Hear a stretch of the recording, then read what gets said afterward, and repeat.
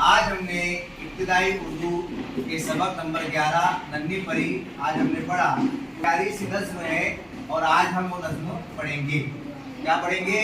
नज्म पढ़ेंगे। हमारे सामने नन्ही नन्ही दो परिया। अम्मा बाजी कहती है,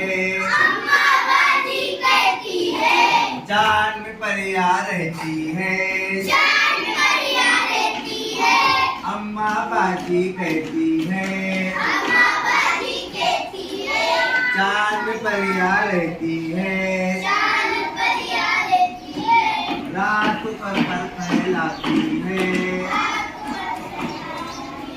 रात पर फैलाती है, और उतर कर आती है, सब बच्चों को सुलाती है, सब बच्चों को सुलाती है, और फिर ख्वाब दिखाती है, कहती है, चांद परिया रहती है, रात गए दूंगा, रात गए तक जागूंगा,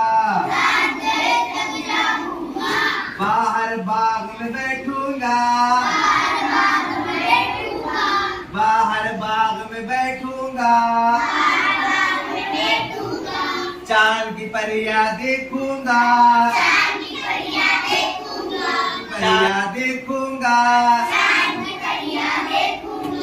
अम्मा बाजी कहती है, परिया रहती है।